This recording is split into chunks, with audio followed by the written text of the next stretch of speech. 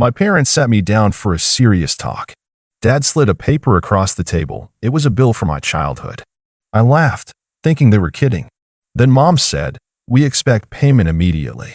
So I opened my folder, and when they read what I brought, they went silent. But I wasn't finished yet. "Hi everyone. My name's Arlen, 32M, and honestly, I never thought I'd be the one posting something like this. I usually read stories here thinking, there's no way people like that actually exist. Well, turns out they do. And sometimes, they are your own parents. Some background first because it's important for the full picture. I'm an only child. Growing up, it always felt like I was living in a business transaction, not a family. My parents, let's call them Victor and Mary Ann, were the type who would remind you of every little thing they ever did for you. Got good grades? Well, you should have. Ate the food they bought? Better say thank you every time, or they'd accuse you of being ungrateful. Need help with a school project? That came with a full lecture afterward about how their time was valuable. It wasn't like they were struggling financially either.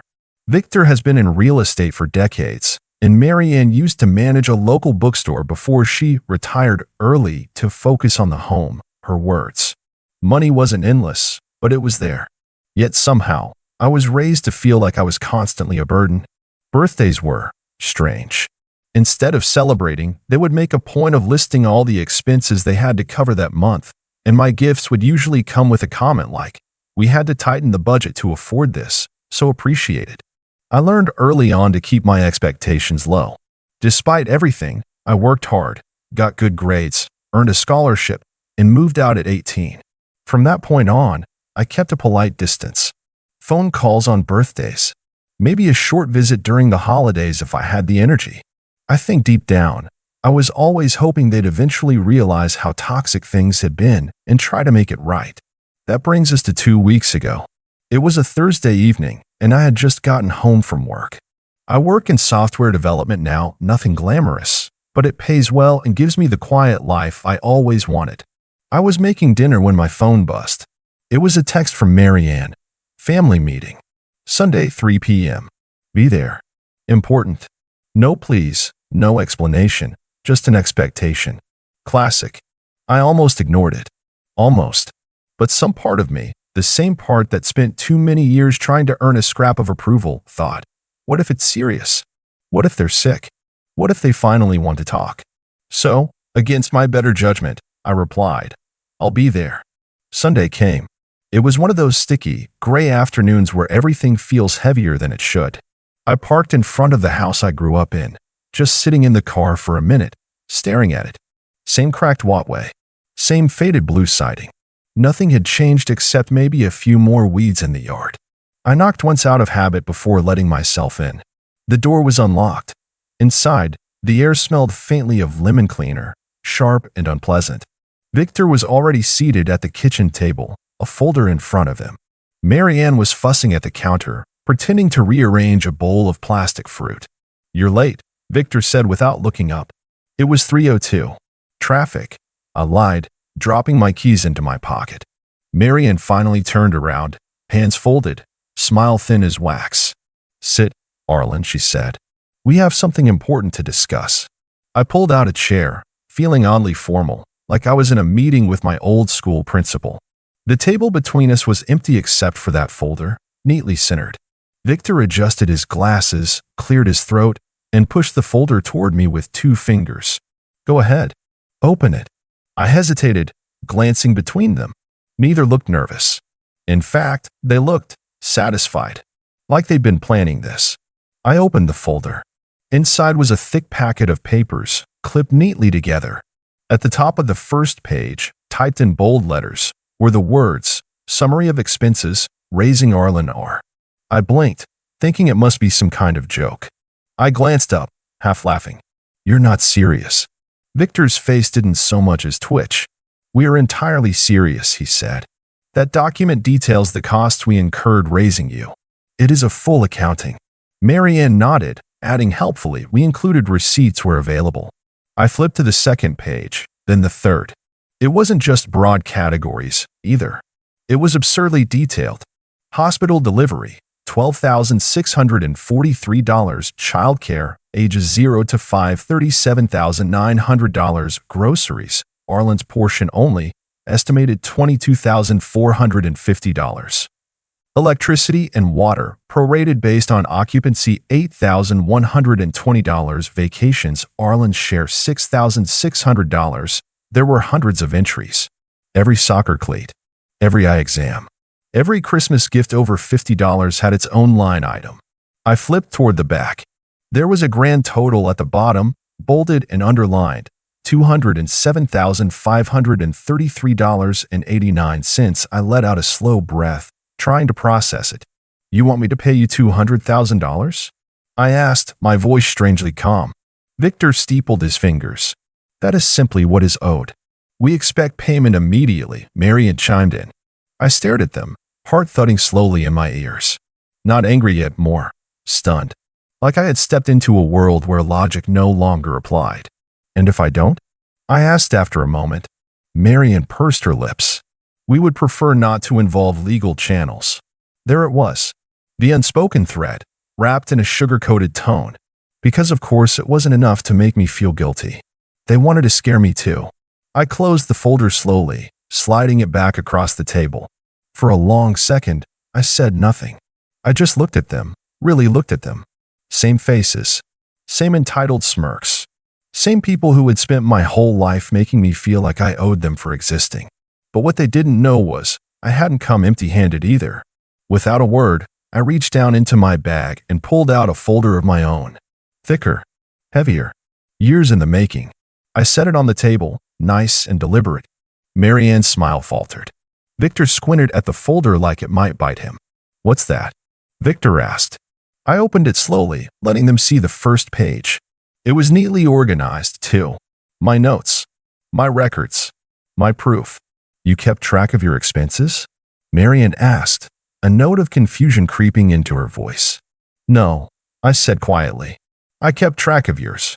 Their faces started to shift, first confusion, then a flicker of unease. Victor leaned back slightly in his chair, arms folding across his chest. He tried to play it off like he wasn't concerned, but I could tell from the slight tapping of his foot that he was getting antsy. Marianne, meanwhile, reached for her glass of water but didn't drink from it, just fidgeted with it in her hands. I let the first page sit there, nice and visible. It wasn't flashy. It didn't need to be. In neat, careful type, it read, Documented Contributions, Arlen R. Underneath was a list, not of things they had given me, but of things I had paid for, covered, or contributed to once I became an adult, even when I didn't have much to spare. I didn't say anything at first. I let them sit in it. Finally, Marianne broke the silence. Her voice was tight. I don't understand. What exactly is this? I leaned forward, resting my elbows lightly on the table, meeting their eyes one at a time. This, I said slowly, is everything I've paid for, on your behalf, over the last 12 years. Victor scoffed under his breath, but his eyes didn't leave the paper.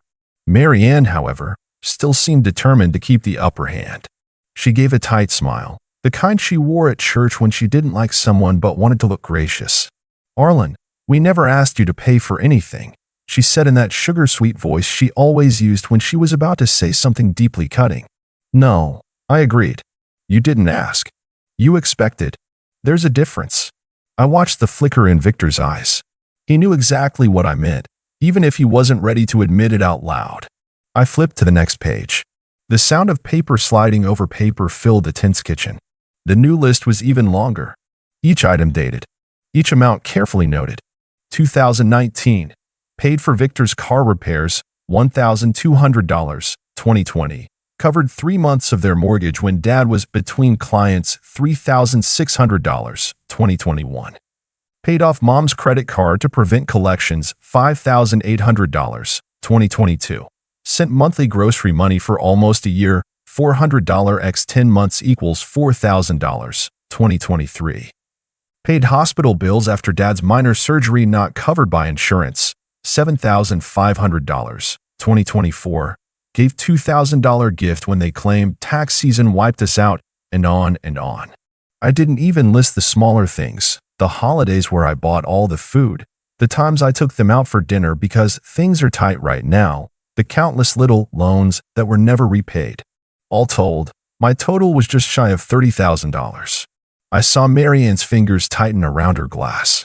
Victor's jaw clenched so tightly I thought I heard his teeth click. I let them sit with that for a few moments. Not to be cruel, but because for once, I wanted them to feel even a fraction of what they made me feel growing up, small, cornered, obligated. You kept track, Victor said finally, voice low and accusing. You taught me to, I said simply. And that was the truth. In a house where everything had a price and nothing was freely given, I learned young that documentation was survival. Marianne straightened, trying to regain some kind of moral high ground. Arlen, that was your choice. We never forced you to, you're right. I cut in, my voice calm. I chose to help because I believed it was the right thing to do. Because that's what families should do. Not because I expected to be invoiced for being your son. I could see the battle happening behind her eyes, wanting to lash out, but knowing that getting emotional would only make her look worse. Victor shifted in his seat, trying a different tactic. Well, he said, clearing his throat. Regardless, the numbers don't change the fact that you cost us far more over the years than you contributed. Parenting isn't free. I tilted my head slightly. No, I agreed again. It isn't, but it is a choice. Silence. Heavy. Uncomfortable. The kind they used to use on me when I disappointed them. Sitting in the living room for hours without speaking until I apologized for whatever invisible mistake I had made. But I wasn't a scared teenager anymore. I wasn't going to apologize. I tapped the last page of my folder, still untouched. There's more, I said. Victor's eyes narrowed. Marianne shifted uncomfortably in her chair. I didn't rush. I turned the page slowly, revealing a carefully printed document. At the top, it read, Notice of repayment demands, voided. Below it, a simple paragraph. A statement prepared by my lawyer. A statement saying that any attempt to collect reparations for the cost of raising me would be considered harassment, and that I was prepared to take legal action if necessary. I watched the color drain slightly from Marianne's face. Victor's hand twitched toward the folder like he wanted to snatch it away and shred it before the words could sink in. I leaned back in my chair, folding my arms. I came prepared too, I said quietly. You wanted to play business? Fine. Let's play. The clock ticked loudly in the background, filling the silence. I could almost see the wheels turning in their heads, trying to figure out if they could still salvage this somehow. Victor opened his mouth like he was about to say something clever, something to regain the upper hand, but I cut him off before he could even start. I'm not just here to show you numbers, I said, voice low and steady. I'm here because things are going to change. Marianne blinked rapidly, like she couldn't quite process that I wasn't folding under the weight of their disappointment for once. She set her glass down harder than she meant to, and the clink of it against the table echoed in the tense kitchen. Victor leaned forward, hands clasped in front of him. You think you can threaten us? He said, trying for calm, but missing it by a mile. His words came out sharp around the edges, like he was barely holding himself back. I'm not threatening you, I said plainly. I'm giving you notice. I reached into my bag again, pulling out a small stack of letters I had printed and neatly clipped together. I dropped them onto the table right next to my folder. The top one had the logo of the local community center. The next had a law office header. Another was from my accountant. Marianne's eyes darted between them, confusion flickering across her face. I let the moment breathe before explaining. You remember last Christmas? I asked. When you made a big show in front of the family about how you practically raised me alone and never got so much as a thank you. Marianne stiffened but said nothing. Victor drummed his fingers once, impatient. Well, I said, keeping my tone casual, I thought maybe you deserved some recognition after all. So I shared the full story. Victor's fingers froze mid-drum. What story? He asked sharply. I shrugged like it wasn't a big deal. The real one, I said. How you'd leave me home alone for entire weekends when I was 10 because you needed time away. How you told me at 15 that if I wanted dinner, I could either cook it or go hungry. How you made me work every summer since I was 13, then borrowed my paychecks to fund your vacations. Marianne's face drained of color faster than I thought possible. Victor's knuckles turned white where they gripped the edge of the table. And since you like numbers so much, I continued, sliding one of the clipped papers across the table to them. I also shared the financial records. Every transfer, every loan, every gift that mysteriously turned into an obligation. I watched as their eyes flicked down the page. Marianne's hand trembled slightly as she turned it over, seeing the continuation on the back. You shared this, she said, voice small. With the community board, I said, ticking off points on my fingers. With the church. With the charity you volunteer for. With the alumni association Dad's so proud of. And I CC'd the local paper's tip line, just for good measure. Victor's mouth opened, then closed again. His face was starting to turn an alarming shade of red. I didn't raise my voice. I didn't need to. The words hit harder when they were calm and deliberate. You built your whole social life on the story of how selfless you are. How much you sacrificed for me. People believed it because it's easier to believe a pretty lie than an ugly truth. But now, I said, smiling faintly, they get to decide what they believe. For a long moment, nobody spoke. The only sound was the faint ticking of the wall clock and the distant hum of the refrigerator. Finally, Victor shoved the papers away like they were burning him. You're ruining your own reputation, he snapped, dragging family business out into the street. It'll reflect badly on you, too. I leaned forward slightly, voice dropping even lower. I'm not the one who's going to lose standing, I said. I don't have anything to lose. I'm not the one who spent 20 years playing the martyr for attention and handouts. I stood up slowly, letting my chair scrape gently against the tile. Marian finally found her voice again, shrill and brittle. You're ungrateful, she spat. Everything we did for you, you didn't do it for me, I said, cutting her off without raising my voice. You did it for the image.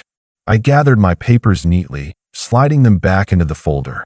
2 weeks ago, I said, slinging my bag over my shoulder, you handed me a bill for my childhood. I paused, looking them both in the eye.